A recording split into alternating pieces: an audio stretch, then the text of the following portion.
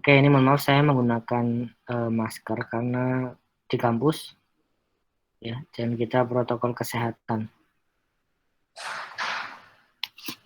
Dan mohon maaf baru mengganti untuk pertemuan kemarin hari ini ya. Jadi agenda hari ini adalah pertemuan ke-12, itu interaksi virtual Google Meet.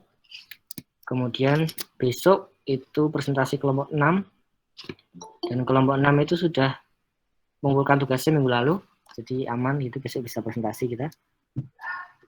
Sudah saya terima tugasnya. Besok pertemuan ke-13 dan ke-14 itu 2 kali itu presentasi. Jadi hari ini kan interaksi virtual pertemuan ke-12. Pertemuan ke-13 itu nanti penilaian kelompok 6 SPADA. Pertemuan ke-14 itu penilaian kelompok 7 atau SPADA juga. Dan pertemuan ke-15 itu penutup, nanti kita interaksi virtual Zoom atau Google Meet. Jadi agendanya kurang itu. Kemudian pertemuan 16 kalian UAS ya. Nanti tidak terasa tiba-tiba sudah semester 2. Nanti tiba-tiba semester 3, tiba-tiba semester 7 gitu. Nggak kerasa emang, kalau udah jalan tuh nggak kerasa. Nggak tahu nanti semester depan apakah sudah luring atau belum ya. Kita sangat dinamis gitu. Kayaknya sih, nggak tahu deh sudah atau belum ya, tergantung kasusnya naik atau tidak. Tetapi di kampus ini sudah aktif, maksudnya sudah aktivitas kampus sudah terlihat lagi. Dan bagi kami juga saat ini sudah banyak sekali aktivitas kampus, makanya mohon maaf sekali karena memang agak repot, agak susah gitu ya. Dan saya berusaha sesuai dengan RPS apa yang kita rencanakan. Dalam artian pertemuan ke-12 ini kan interaksi ya, kita harus interaksi sesuai dengan RPS yang dulu kita rencanakan. Pertemuan ke-12 kan interaksinya SPADA, ya sudah SPADA itu. Nah, seperti yang di awal saya sampaikan, kalau tidak bisa kita ganti kan. Yang penting total nanti tetap 16 pertemuan. Oke, dan hari ini kita maksimal sampai jam 5 lah, maksimal sampai jam 17.00. Kita akan membahas apa yang telah dijelaskan oleh kelompok 5, mungkin Anda agak lupa, tetapi cukup menarik. Utamanya saya ingin meluruskan beberapa perspektif tentang hukum yang mana beredar di masyarakat itu cukup mengkhawatirkan, kan gitu. Misalnya baru-baru ini muncul tagar percuma lapor polisi, betul ya? Jadi kok kayaknya sudah nggak percaya banget sama polisi, padahal polisi ini penegak hukum loh. Nah kalau percuma lapor polisi lah, kamu mau lapor kemana? Masa lapor ke orang tua? Jadi kalau ada apa-apa mau lapor kemana? Termasuk kita bisa membahas isu-isu yang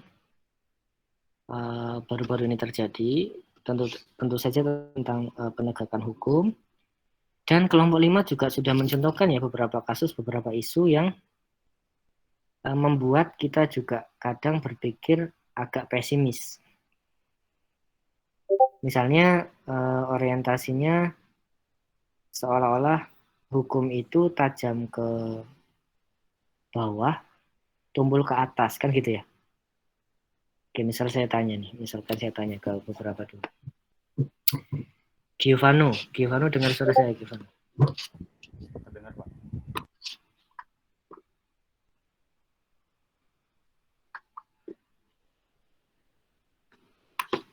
Nggak dengar? Terdengar, Pak. Oke, dengar. Kalau persepsi Giovanni gimana? Masih yakin dengan penegakan hukum Indonesia, ataukah pesimis, ataukah seperti apa? Sejujurnya saja, nggak apa-apa. Ini nggak direkam, nggak dilaporkan, nggak. Sejujurnya saja. Baik, Pak. Kalau pendapat saya pribadi melihat kondisi lapangan langsung atau realitanya, melihat fakta langsung itu kenapa banyak orang sampai rame hashtag cuma lapor polisi, itu berarti emang sudah marak sih Pak, kayak orang lapor polisi tapi nggak langsung ditindak gitu kalau emang si orang itu nggak punya power apa-apa. Kalau nggak ngasih uang, maksudnya gitu. Kalau nggak ngasih uang atau si orang itu Bukan siapa-siapa, nggak punya jabatan dan seterusnya gitu ya. Iya Pak, kurang lebih seperti itu. Oke, terima kasih kejujurannya Giovanni. Terima kasih Pak. Kalau mana nih? Najwa, kalau Najwa gimana Najwa? Iya, bagaimana Pak? Kalau kamu gimana? Persepsimu gimana terkait dengan penegakan hukum saat ini? Apakah optimis? Apakah pesimis? Kalau saya sendiri sih pesimis ya Pak, karena kebanyakan kasus kan banyak yang lapor tapi tuh nggak dilaksanain sama pihak pemerintah atau kepolisiannya gitu Pak. Oke. Kemudian saya juga coba pengen tahu bagaimana tanggapan kalian atau seoptimis apa gitu ya terkait dengan peraturan menteri yang terbaru di perguruan tinggi khususnya tentang ini perlindungan kekerasan seksual kan ya yang baru rame ini gitu. Nah, karena kita terdampak nih dari peraturan itu. Sebagai dosen, sebagai mahasiswa, semua warga kampus kan terdampak. Kenapa ada peraturan itu dan kira-kira seoptimis apa kita nanti dengan peraturan itu nanti juga coba kita bahas. Ya, dari perspektif tentu saja penegakan hukum, kajian negara hukum. Nah, di materi saya tambahkan negara hukum dan hak asasi manusia. Kenapa begitu? Karena peraturan-peraturan penegakan hukum itu juga muncul dari adanya human rights. Kenapa sih perlu ada peraturan kekerasan seksual itu? Karena menjaga bagaimana hak asasi tidak hanya laki-laki ya, tidak hanya perempuan ya, laki-laki juga itu. Baik manusia yang perempuan dan manusia yang laki-laki. Nah, kemudian kan muncul pro kontra. Nah, kita nanti akan bahas itu. Utamanya, seperti tadi saya sampaikan, mungkin Najwa ataupun Giovanni pesimis, mungkin representatif itu. Nah, saya akan mencoba untuk menerangkan dari sisi yang lain supaya Anda tidak terlalu pesimis. Karena kepesimisan itu juga muncul dari banyak faktor ya, termasuk media. Yang ditampilkan oleh kelompok 5 misalkan. Ada media yang membuat judul pencuri terancam hukuman 5 tahun kan gitu kan. Nah, terancam itu ya betul, tapi realnya Pak nanti seperti itulah. Kebanyakan netizen itu mengikuti di awal kan. Tidak mau mengikuti atau kadang lupa atau tidak mengikuti sampai akhir. Dulu rame ada peristiwa pembulian di KPI, sekarang tidak rame lagi kan gitu kan. Jadi powernya netizen itu sebenarnya kuat, tetapi pada saat sudah ada berita baru atau pada saat sudah ganti waktu itu nggak tahu ngilang juga gitu loh. Oke ya. Nah kita akan cek utamanya pembahasan dari sisi teoritis juga ya, artinya tidak hanya dari sisi praktik. Yang jelas sampai kita itu nanti bisa atau tidak mempraktikkan dalam kehidupan sehari-hari atau caranya bagaimana sebagai seorang yang smart and good citizen gitu ya. Oke, saya akan buka course-nya dulu ini.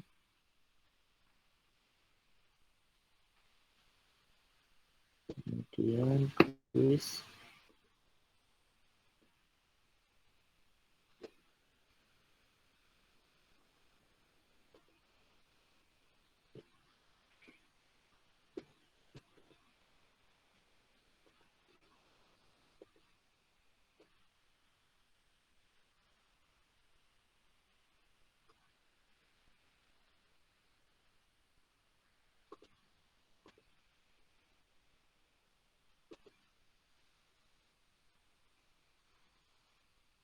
Nah ini, nilainya bagus-bagus sekali, paling rendah amin, jadi tidak ada problem makanya bagi saya untuk kemudian materi ini. Tetapi kita perlu berinteraksi, utamanya saya hanya ingin meluruskan perspektif itu, perspektif yang seringkali kita ini merasa bahwa hukum itu tumpul ke atas dan tajam ke bawah. Nah, yang normatif atau yang ideal itu nantinya seperti apa? Kenapa kemudian masyarakat berpikirnya seperti itu juga pasti ada faktor penyebabnya. Nah, itu yang akan kita bahas. Nah, saya membuat pembahasan di sini. Pertama, supremasi hukum, jelas. Mengenalkan istilah supremasi hukum. Kenapa? Karena kenapa ada perspektif hukum itu tumbuh ke atas dan tajam ke bawah, berarti belum ada supremasi hukum di sana. Kenapa Giovanni mikir kalau nggak punya power, nggak bisa apa-apa, Pak, dalam tanda petik? Ya karena belum ada supremasi hukum. Artinya, yang dijadikan panglima berarti belum hukum. Karena dokumen hukum kita itu sudah sangat lengkap, sudah bagus. Makanya di sini kan fokusnya sebenarnya ke penegakannya. Nah, dalam supremasi hukum wajib memuat 3 hal, yaitu keadilan, kemanfaatan, dan berkelanjutan. Oke, salah, luar biasa. Ini sepertinya memperhatikan presentasi kelompok 5 juga. Jadi mestinya ada kepastian. Nah, ini saya terangkan juga nih. Kenapa kemudian mesti ada keadilan, kemanfaatan, dan kepastian. Misalnya ini ya, misalnya kemarin atau ada kasus orang tua mencuri kakao kemudian dihukum. Nah, mestinya itu juga memuat 3 hal itu. Dalam artian, kalau memang salah, ya divonis salah. Tetapi, dalam rangka kemanfaatannya, itu kira-kira bermanfaat nggak? Misalkan nenek-nenek itu di penjara, misalnya gitu. Jadi sebetulnya yang memutuskan itu nantinya hakim. Hakim itu memutuskan seperti apa. Gitu. Punya hak ya. Bisa pakai restoratif justice dan sebagainya. Nah, tetapi begini. Kita ke arah tadi ya. Ke arah kenapa seolah-olah hukum tumpul ke atas dan tajam ke bawah. Sebetulnya bukan hukumnya, tetapi penegak hukumnya. Nah, saya terangkan. Mohon maaf, saya konfirmasi nih. Suara saya terdengar atau tidak? Karena tadi wifi-nya sempat bermasalah. Terdengar, Pak. Oke, Terdengar, Pak. Oke, terima kasih konfirmasinya. Misalnya begini. Pak, kenapa pada saat saya melihat ada pencuri ayam lah, atau pencuri sendal, atau pencuri kakao itu kok kayaknya kasihan sekali Pak, ditangkap dan seterusnya. Diancam hukuman, kadang-kadang menangkapnya dengan asal gitu kan ya, atau mungkin bahkan kurang manusiawi kan gitu. Tetapi pada saat saya melihat ini Pak, koruptor yang ditangkap itu pakai rompi, dia tetap senyum-senyum, pose nunjukin jempolnya gitu kan. Kita emosi melihat itu kan gitu ya. Nah, tetapi Anda emosi melihat itu karena Anda emosi melihat itu karena Anda dapat informasi itu dari media kan. Anda perlu tahu itu. Nah, saya terangkan bagaimana dari perspektif penegak hukum. Oke. Kita sesama orang dewasa ya. Jadi kita pendekatannya andragogi, pendekatan diskusi terhadap orang dewasa. Makanya tadi bilang kalau nggak ada ini nggak bisa pada seterusnya. Oke lah, itu tidak masalah karena kita sama-sama orang dewasa. Nah, Anda analogikan begini. Seorang polisi itu kan tahu hukum, jelas clear ya. Atau KPK, mereka tahu hukum.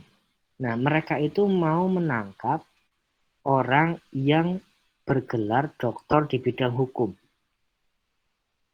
Atau bergelar doktor di bidang hukum, ya politik, ya orang yang tahu hukum, ibaratnya begitu. Nah, oleh sebab itu mereka akan sangat hati-hati.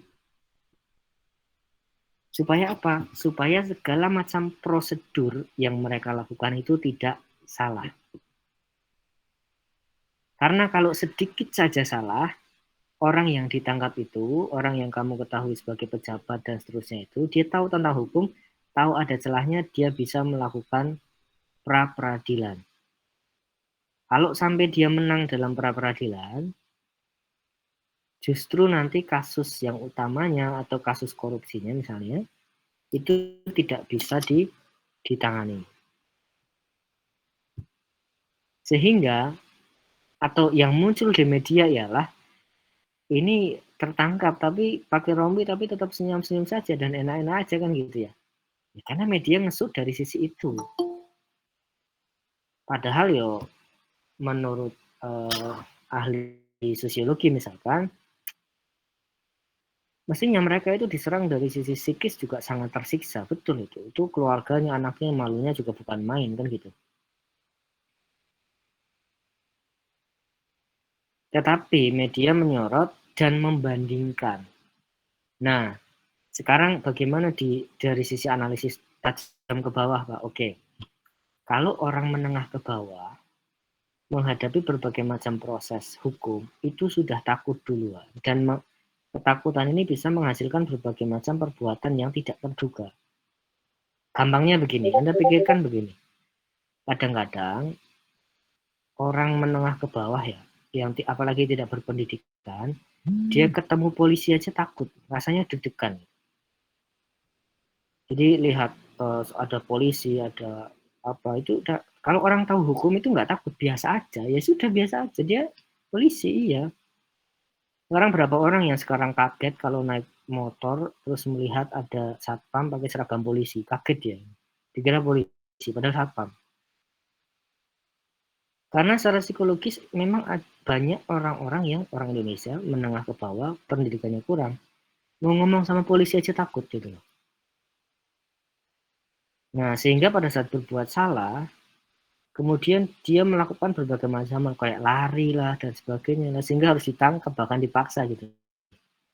Kalau orang yang tahu hukum santai dia, iya saya salah silakan ngomong sama pengacara saya kan gitu kan. Enggak, ini harus ditangkap, ya sudah ditangkap. Tapi kalau tidak manusia yang menangkapnya, mesti dilakukan pra-peradilan. Disitulah penegak hukum hati-hati. Ini saya supaya seimbang ya pemikiran kalian ya, supaya kalian tidak hanya berpikir pada wah iya Pak hukum itu tajam ke atas, tajam ke bawah, tumbul ke atas gitu terus, tidak begitu. Kita juga harus paham mereka sangat hati-hati dan melihat profil siapa yang berkasus atau siapa yang ditangkap. Tidak asal, karena kalau sampai asal apalagi ada kelemahan dan diketahui oleh tersangka atau diketahui oleh terduga, ya bisa berbahaya, bisa kemudian dilakukan pra peradilan dan justru nanti dia bisa dibebaskan oleh hakim. Jadi kita harus lebih dewasa menanggapi itu, betul itu. Kita harus lebih dewasa supaya kita lebih adil dalam menilai. Nah, tapi saya paham bahwa kenapa masyarakat punya penilaian seperti itu, karena media juga berperan. Coba, yang ramai kan selalu ini kasihan kasusnya begini, kemudian atau ini. Gini misalnya, ada berita seseorang yang dibegal, kemudian dia membela diri, membunuh pembegal, kemudian ditangkap polisi kan gitu. Kan gitu ya. Nah, kenapa kemudian dia ditangkap? Kalau kita analisis dari orang yang tahu hukum, memang perlu ditangkap, perlu diusut, perlu diadili supaya apa? Nantinya harus dibebaskan oleh hakim. Untuk asas apa? Untuk asas kepastian. Karena dia membunuh orang gitu loh. Jadi bukan ditangkap untuk kemudian nanti dihukum, tetapi untuk dibebaskan. Nah, orang masyarakat tidak paham itu. Jelas nggak di sini? Jadi jangan emosi dulu pada saat ada orang mau tidak mau yang dia lakukan itu membunuh manusia, membunuh orang. Nah, tinggal nanti dibuktikan di pengadilan dasar dia membunuh adalah membela diri. Kalau terbukti memang membela diri, maka dia bebas. Secara hukum, dia punya asas kepastian bahwa dia bebas dari perilaku dari hal-hal yang menyimpang hukum. SKCK-nya aman, kan gitu. Nah, tetapi media tidak melihat sampai ke sana. Memberitakannya kan ada seseorang yang dibegal, dia membela diri, malah ditangkap polisi kan gitu kan. Ya memang menurut pandangan hukum ya memang harus ditangkap, diamankan, disidang, diadili. Nah, nanti hakim harus adil menyatakan bahwa ya memang dia membunuh tetapi untuk melindungi diri karena mau dibegal. Bebas dia gitu.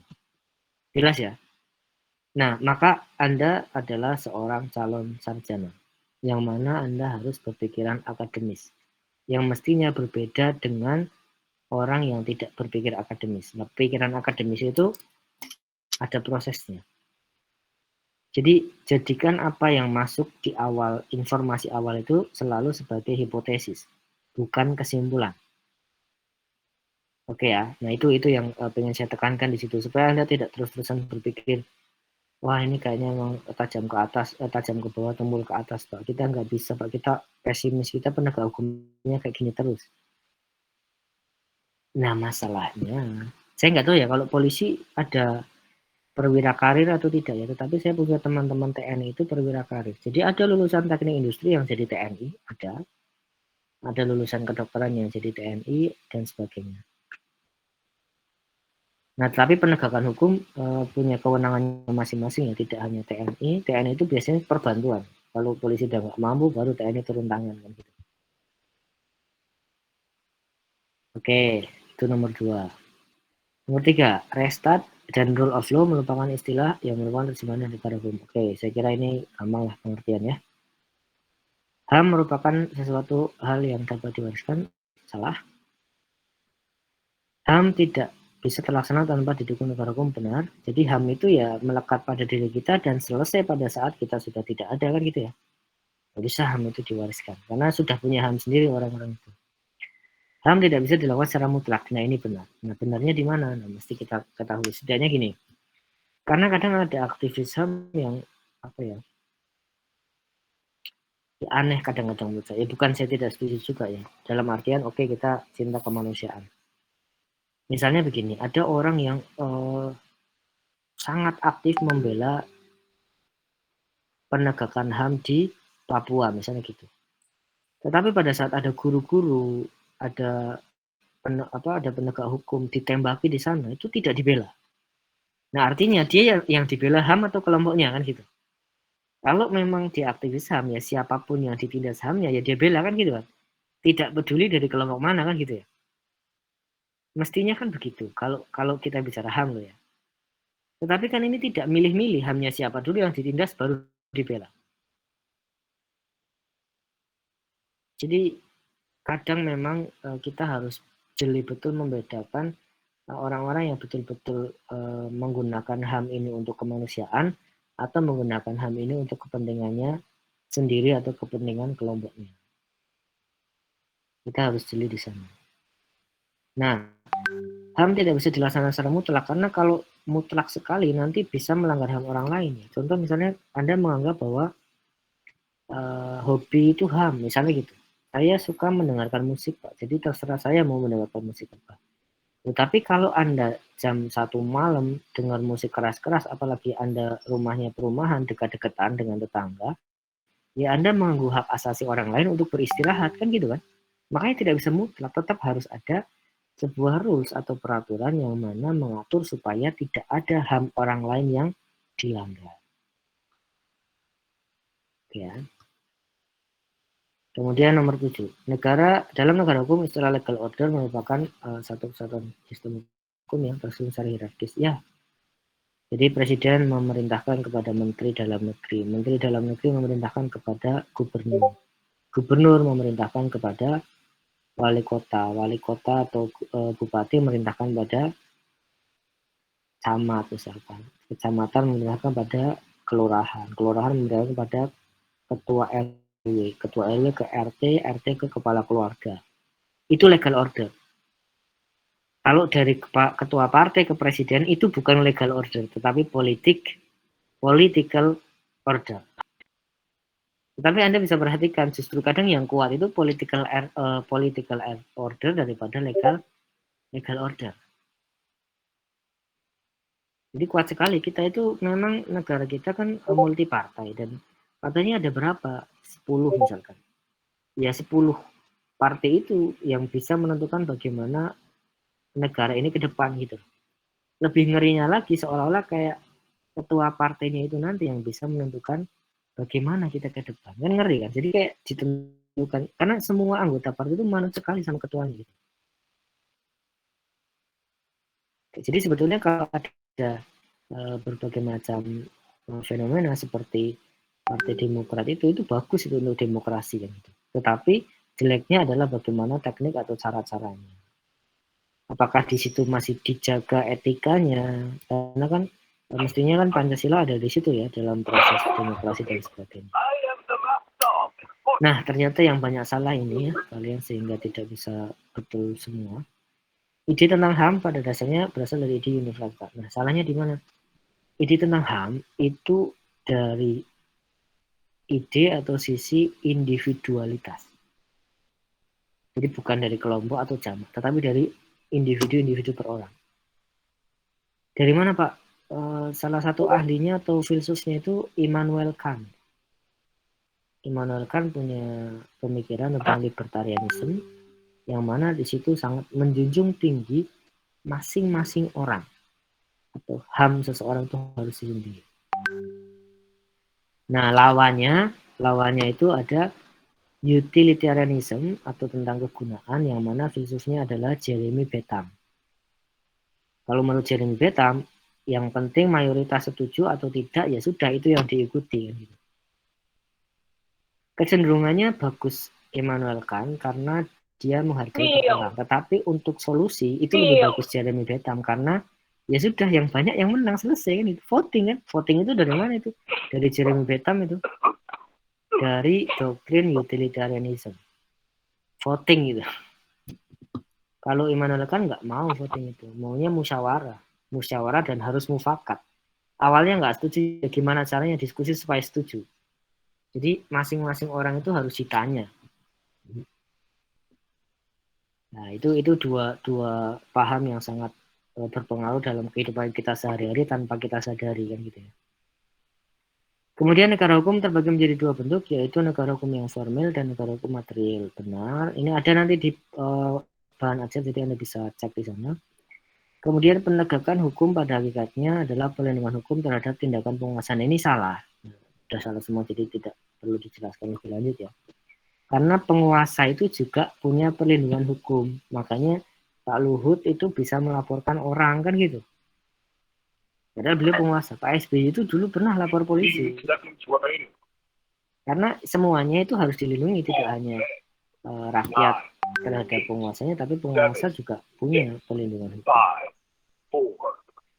Nah terakhir ini, ketiadaan penegakan hukum akan mengakibatkan kehidupan masyarakat menjadi chaos. Jadi tidak ada yang problem, semuanya beres. Jadi saya tidak perlu lama untuk menerangkan. Tapi tadi saya ingin menyampaikan terkait dengan bagaimana kondisi pesimisnya kita atau masyarakat terhadap penegakan hukum, dan itu harus diimbangi dengan ide tertentu supaya kita bisa lebih adil dalam hal menilai. Oke, saya rilis dulu skornya.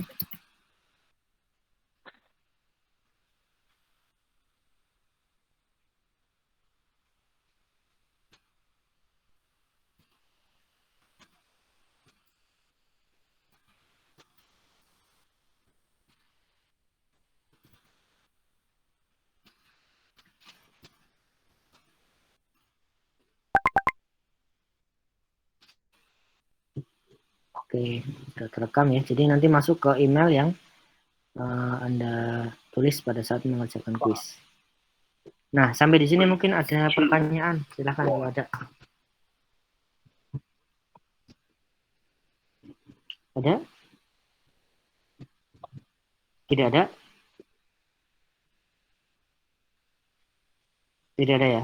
Nah, kalau tidak ada, yang terakhir, saya akan menerangkan terkait dengan bahwa yang hidup di sekitar kita itu tidak hanya norma hukum. Ini penting. Oke, saya pakai papan tulis kali ya. Jadi norma itu ada 4 setidaknya kan itu. Oh ini nggak ada papan tulis ya. Oh, ada ini. Ya, saya pakai PPT aja berarti.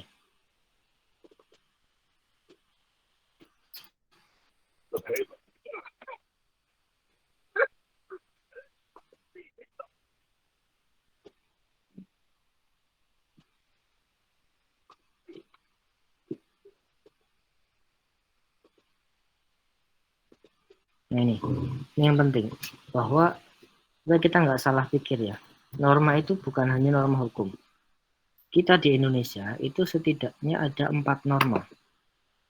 4 norma yang hidup di masyarakat. Yaitu apa? Ada norma agama, ada norma hukum, ada norma kesusilaan, ada norma kesopanan. Nah, norma itu kan memang seperangkat peraturan, yang mana masing-masing itu norma itu seperangkat peraturan, yang mana masing-masing itu pasti mengandung sanksi kan gitu ya. Ini juga sendiri-sendiri kan.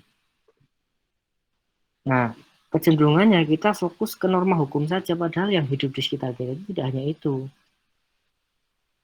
Karena fenomenanya, jadi gini, ini kan PKN ya. Kalau kita mau menjawab how to be a smart and good citizen, maka gampang. Kalau kita pengen jadi warga negara yang baik, maka sehari-harinya kita tidak boleh melanggar salah satu norma ini. Jadi semuanya harus kita lakukan. Tetapi fenomenanya, kita itu kadang-kadang melanggar salah satu norma. Contohnya, kita melanggar norma agama, tetapi bisa jadi tidak melanggar norma hukum. Contohnya apa? Kamu orang Islam, kamu tidak sholat, maka kamu melanggar norma agama. Tetapi kamu tidak melanggar norma hukum. Karena hukum itu hanya mengatur supaya kamu itu beragama atau kamu itu berkeyakinan. Sudah itu saja. Norma hukum itu maksudnya hukum negara yang tadi kita bahas, penegakan hukumnya kan gitu. Material dan formil. Nah, atau kamu Kristen, tetapi kamu nggak mau beribadah, kamu tidak melanggar norma hukum, tetapi kamu melanggar norma agama. Sanksinya juga sesuai dengan norma agama, kan gitu. Nah, sekarang begini, ada nggak? Karena kan dulu mungkin saya di awal sudah pernah menerangkan kan, terkait dengan sistem pemikiran yang paling tinggi itu kan pemikiran agama. Nah, sekarang bagaimana kalau fenomenanya hukum itu melarang? Bagaimana kita bersikap kalau ada hukum itu melarang, tetapi agama malah membolehkan? Kita harus bagaimana? Ada nggak yang bisa mencontohkan satu perilaku atau fenomena yang mana hukum itu tidak boleh, tetapi agama justru membolehkan? Ada yang mau mencontohkan? Silakan.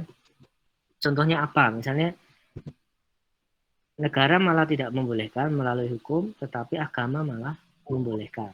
Apa contohnya? Siapa yang mencontohkan? Ini praktiknya atau berpraktiknya kira-kira gimana?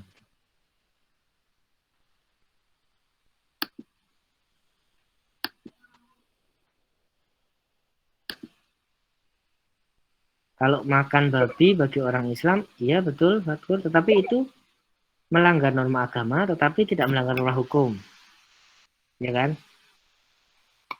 Ya betul, itu contoh salah satu fenomena yang mana melanggar salah satu norma. Tetapi kalau saya kan Islam terus saya makan babi, maka saya melanggar norma agama, tetapi negara membolehkan saya makan babi itu, asalkan ya babinya tidak saya mencuri ya, saya beli kan gitu.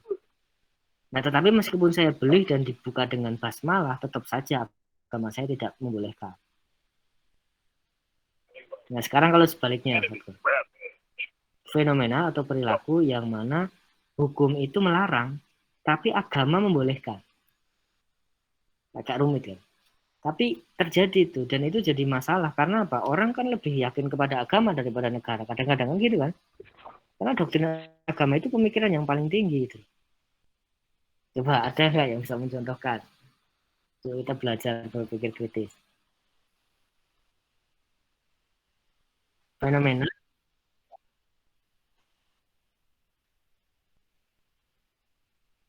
Oke, bagus sekali nih Fatul.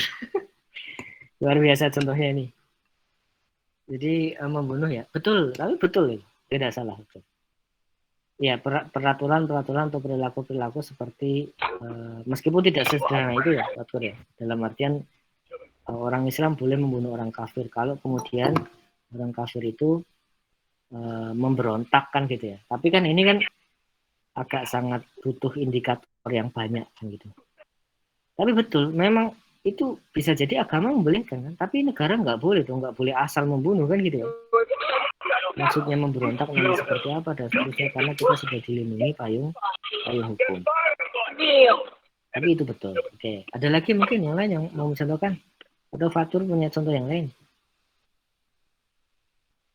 Yang bahkan kadang-kadang apa ya, hal-hal privat kita pun diatur dan agama membolehkan, kemudian hukum itu malah melarang. Oh iya, oke, saya contohkan, ini ada contoh yang bagus. Karena ini bisa jadi pilihan juga nantinya, atau bisa untuk kita ambil keputusan. Jadi caranya mengambil keputusan sebagai smart and good citizen gitu ya. Misalnya ini, Fatur, Muhammad Alfat, Fatin, dan teman-teman. Saya ini kan PNS. Saya PNS, kemudian saya berprofesi sebagai dosen. Profesi saya PNS dan sekaligus dosen. Nah, pada saat saya sebelum PNS, ya saya warga negara. Tetapi saya belum disebut sebagai PNS. Kemudian saya seleksi, keterima jadi PNS, dan saya disumpah atau menerima SK. Nah, pada saat saya menerima SK, maka di situ melekatlah segala macam peraturan hukum tentang PNS dan dosen. Gitu ya. Nah, bahkan di situ diatur, misalkan ini sekaligus menginformasikan aturan saat ini ya, nggak tahu ke depan gimana. Itu ada aturan bahkan sampai ke private ya. Sebagai seorang PNS, saya ini hanya boleh mempunyai istri satu. Yang perempuan itu tidak boleh menjadi istri kedua. Saya ulangi, jadi yang laki-laki itu hanya boleh punya istri satu. Yang perempuan itu tidak boleh menjadi istri kedua. Oke, silakan Fatur mau menyampaikan. Oke, saya kira mau protes. Waduh Pak, kalau kayak gitu saya nggak mau jadi PNS itu. Ya nggak apa-apa, nggak masalah kan gitu. Nggak masalah, itu pilihan kan gitu kan. Nah, sedangkan agama saya itu mengizinkan saya untuk punya istri 1, 2, 3, atau 4. Dan mengizinkan yang perempuan itu menjadi istri kedua, istri ketiga, atau istri keempat. Boleh kan gitu. Agama Islam boleh. Kamu jadi istri kedua boleh, nggak boleh. Yang nggak boleh kelima, atau yang laki-laki mau punya istri 5, nggak boleh itu. Jadi memang 4 batasnya. Nah, terus bagaimana Pak? Kan sering dibenturkan kan gitu ya. Loh, agama bilang begini, hukum bilang begini, ini gimana nih kan gitu kan. Nah, sebagai seorang yang smart and good citizen, mestinya kita bisa memilih sebuah irisan yang mana agama boleh, hukum juga boleh. Kita gunakan matematika dasar, irisan kan gitu. Misalnya 4 ini kan menurut peraturan agama. Gitu kan. Nah, peraturan hukum apa? Ini kan 1 kan? Ini hukum 1. Ya sudah, sebagai good citizen, smart and good citizen, kita milih yang agama boleh, hukum juga boleh. Kan agama 1 juga boleh kan? Ya sudah, terus repotnya di mana kan gitu. Kan selalu dibenturkan kan gitu. Peraturan-peraturan semacam ini selalu dibenturkan, padahal sebagai seorang yang warga negara yang baik dan cerdas, mestinya kita tidak boleh melanggar agama, kita juga tidak boleh melanggar hukum kan gitu kan. Jadi jangan dinafikan salah satunya, karena peraturan ini juga tidak hanya muncul serta-merta, tetapi juga karena analisis kesusilaan, karena analisis kesopanan kan gitu.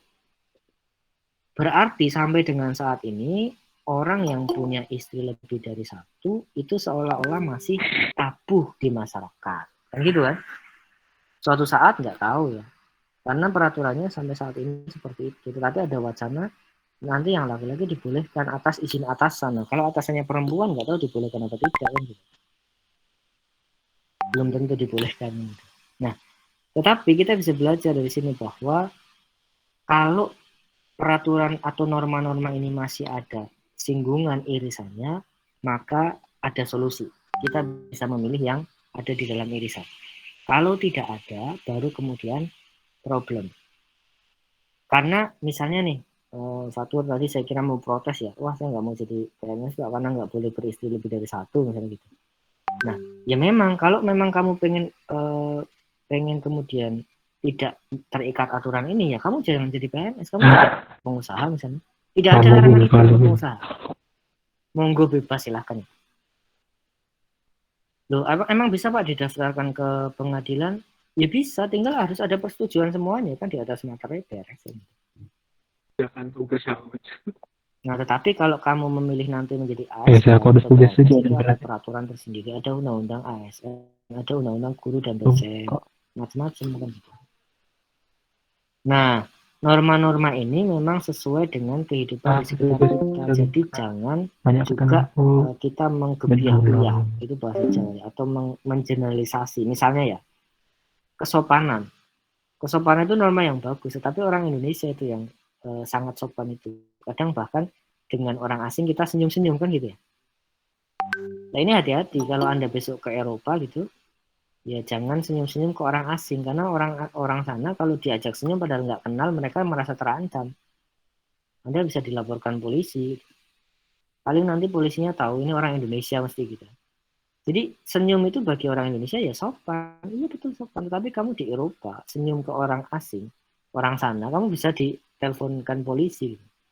Ini kok ada stranger senyum ke saya, kenapa gitu? Jangan-jangan dia mau ngapa-ngapain saya dan sebagainya. Begitu memang gitu. Makanya norma itu sangat disesuaikan dengan bagaimana lingkungan kita. Termasuk saya tadi di awal mau menanggapi ya. Bagaimana misalkan ada peraturan tentang kekerasan seksual di perguruan tinggi. Nah, coba kita tanggapi, itu kan hukum. Kemudian ada yang kontra karena di sana terminologinya adalah ada konsen, ya, itu tidak setuju. Jadi dianggap korban atau dianggap itu melecehkan kalau tidak setuju kan gitu. Jadi kalau ada ketidaksetujuan itu dianggap, kemudian dikontrakan dengan dikontra ya. Bukan dikontrak, dikontra dengan pemikiran begini. Berarti kalau setuju boleh dong. Kemudian Pak Menteri sampai dituduh, wah jangan-jangan itu pro dengan legalitas seksual atau free sex dan sebagainya. Itu dituduh seperti itu. Nah, kadang-kadang saya kira ini politis gitu. Dan harusnya hal-hal seperti ini jangan dibawa ke politis karena kita memang darurat. Ada peristiwa kan gitu, ada berbagai macam peristiwa itu untuk melindungi bagaimana mahasiswa dan melindungi marwah semua warga kampus ya, baik TNDIK, non-TNDIK dan seterusnya. Sayangnya yang kontra itu kenapa tidak berpikir bahwa norma yang hidup di sekitar kita itu tidak hanya hukum, kan masing-masing juga punya norma agama, lah digunakan juga dong norma agamanya itu kan gitu.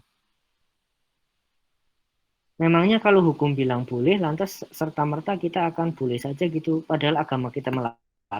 Nah justru kita menunjukkan jangan-jangan tidak ada norma agama di kepala kita gitu loh. Padahal mestinya ada itu norma agama, norma hukum, norma kesusilaan, dan norma kesopanan. Itu kalau kita sedang berbicara tentang warga negara Indonesia. Ada 4 norma ini. Orang Indonesia itu sangat susila ya, karena ini misalnya tidak ada hukum yang melarang kos-kosan itu harus laki-laki sendiri, perempuan sendiri. Tidak ada itu. Tetapi karena adanya norma kesusilaan, pemilik kos menyatakan ini khusus putri, ini khusus putra, kan gitu kan. Jadi tidak hanya hukum saja gitu. Nah ini yang saya kira mudah-mudahan sih bukan saling serangkan politis ya. Karena kalau politis ya sudah, kita sudah sulit sekali untuk menerangkan. Kalau akademis itu bisa diterangkan gitu. Nah selama ini belum ada produk hukum terkait kekerasan seksual sehingga diperlukan supaya apa? Tindakan-tindakan yang dilakukan itu jelas gitu. Ini habis ini ngapain, habis ini ngapain. Coba kamu bisa searching berbagai macam peristiwa atau kasus-kasus pelecehan seksual yang pada akhirnya itu tidak jelas. Akhirnya tidak jelas karena berbagai macam hal ya. Karena kadang yang menjadi korban mau speak up ya malu kan gitu kan, malu kan. Tapi dengan adanya hukum itu mudah-mudahan tidak malu dan berani ngomong dan bisa membuktikan gitu loh. Sehingga nanti takut pelaku-pelaku itu takut karena kekerasan seksual itu sesuatu yang mengerikan ya, karena menghasilkan apa? Trauma yang tidak akan bisa hilang. Itu yang paling menyiksa itu. Baik ke laki-laki ataupun ke perempuan sama saja. Nah, itu yang para akademisi itu pengen lindungi. Nah, mestinya direspon dengan sesuatu yang membangun, bukan kemudian dikontrak dikritik dengan sesuatu yang tuduhan-tuduhan gitu loh. Misalkan saya mau pakai analisis politis juga, meskipun ya kita nggak boleh politik praktis ya. Misalkan yang menuduh itu pro tidak dengan karena banyak daerah juga gubernur atau wali kota yang sudah membuat itu, sudah membuat berbagai macam produk hukum tentang kekerasan seksual. Tetapi kenapa yang dikritik keras hanya Kementerian Pendidikan dan Kebudayaan? Nah, misalnya gitu. Padahal sama, di sana juga semua terminologinya sama apabila tidak setuju. Nah, misalkan kalau kita menjadi akademisi itu seperti itu. Mengkritiknya juga objektif. Mestinya memang kalau tidak setuju dengan peraturan seperti ini, ya peraturan yang lain yang sama seperti itu juga dikritik kan. Tapi kenapa ini yang kemudian ramai? Tidak ada, saya yakin tidak ada niatan sama sekali untuk membolehkan, berarti yang setuju monggo silakan, nggak ada. Memangnya norma hanya hukum? Kan ya tidak. Norma itu tidak hanya hukum. Nah, saya kira itu yang perlu kita pahami sebagai orang dewasa. Oke, saya kira itu sebagai penutup penjelasan saya terkait dengan bagaimana kalau ada fenomena atau perilaku yang mana kita ada satu norma yang membolehkan, ada yang tidak. Termasuk tadi ya, makan babi ya, jangan mentang-mentang lah hukum boleh kok Pak. Saya suka babi guling Pak, enak gitu. Saya Islam Pak, tapi saya makan itu terus gimana? Ya kamu melanggar norma agama gitu. Nggak boleh juga kayak gitu kan. Berarti kamu bukan good citizen, apalagi smart and good citizen kan nggak bisa. Oke, saya kira itu ya yang bisa saya sampaikan. Mungkin ada, ini ada sebenarnya whiteboard ya. Mungkin ada yang mau disampaikan atau mau bertanya atau mau menanggapi, silakan kalau ada. Tidak ada ya? Sudah cukup jelas ya? Oke, terima kasih. Kalau gitu saya cukupkan. Terima kasih untuk atensi hari ini. Besok kita aktivitas di Sepada, pertemuan ke-13 dan 14. Untuk kelompok 6, ingat saya sudah mengirim, tapi nanti boleh chat ulang. Takutnya tenggelam, saya nyari-nyari kelamaan ya. Teman-teman kelompok 6 bisa minta tolong chat ulang. Supaya nanti saya bisa melihat lagi dan menyematkannya di Sepada untuk aktivitas besok. Oke, terima kasih. Kalau sudah tidak ada tanggapan dan atau pertanyaan, saya cukupkan untuk hari ini. Terima kasih atas atensi dan perhatiannya. Kurang lebihnya saya mohon maaf. Kita ketemu lagi besok di kelas Sepada. Tetap jaga kesehatan. Selamat sore. Wassalamualaikum warahmatullahi wabarakatuh. Waalaikumsalam warahmatullahi wabarakatuh. Waalaikumsalam warahmatullahi wabarakatuh. Terima kasih banyak Pak. Oke, Terima kasih banyak Pak. Warahmatullahi wabarakatuh.